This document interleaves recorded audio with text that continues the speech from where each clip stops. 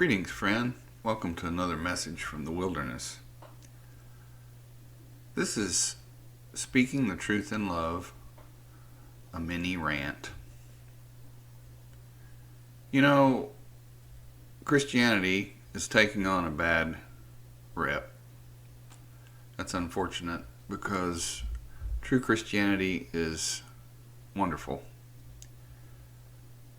Why do so many who claim to be Christians seem to be so unhappy?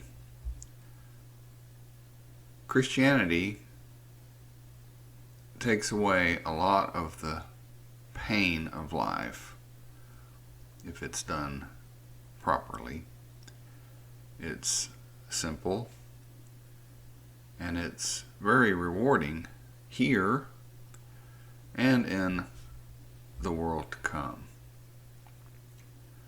This is the picture we see in the New Testament. And we're going to talk just a little bit about what we need to do to get out of the doldrums in our Christian life and to get back on the most excellent way so that we can rejoice. There will be times of sorrow, pain, suffering, because Christianity does not interfere with most of the things in life. It doesn't have to. There's just one or two basic rules that we need to follow, and then we can really have the best life, the full life. Jesus said he came to bring life. In Romans 13, verse 8, we start reading, and it says, "Let no debt remain outstanding except the continuing debt to love one another. For whoever loves others has fulfilled the law." That's the point. If we want to do what God through Jesus wants us to do, all we have to do is love others.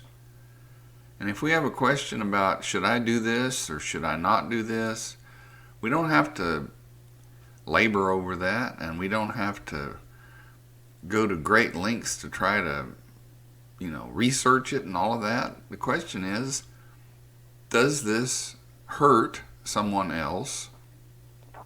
Does this help someone else? Whoever loves others has fulfilled the law.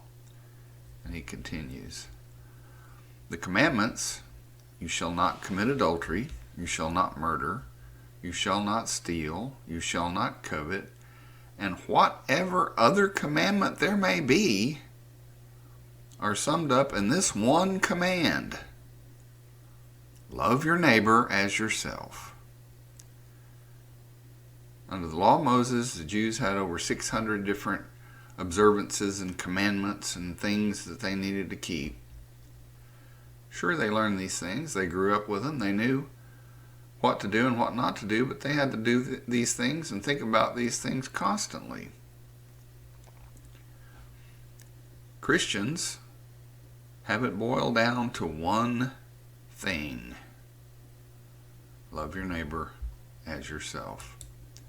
He continues, "Love does no harm to a neighbor. Therefore, love is the fulfillment of the law." How do you go about fulfilling the law of God, the law of Christ? How do you do it? You do no harm to a neighbor. And of course, if you love your neighbor, not only are you going to not do harm, but you are going to do good. Let's look at some cross-references for this. We just read, "For he who loves his neighbor has fulfilled the law." Paul said that. In Galatians 5:14, he says it again. "The entire law is fulfilled in a single decree: love your neighbor as yourself." And James in James 2:8 says exactly the same thing when he says, if you really fulfill the royal law stated in Scripture, love your neighbor as yourself, ye are doing well. So we can enjoy life. We can do things. We don't have to be so picky and worry about what people think about this, that, or the other thing, as long as we do things based on love. We're really free as a Christian, made free by love. Now, we are not to go and rub this in people's faces and say, look, I think I can do this and I'm going to do it, because you know what that shows? Not love. Because we're going to cause somebody to stumble. But it doesn't take long to figure out, and most people already know in this life, what is motivated by love and what is motivated by something else. People don't want to make it this easy to understand, because people don't want people going around loving other people, sharing with other people, helping other people, not being selfish, etc. It's always been that way. Jesus came here and preached these things and lived these things, and they nailed him to a cross.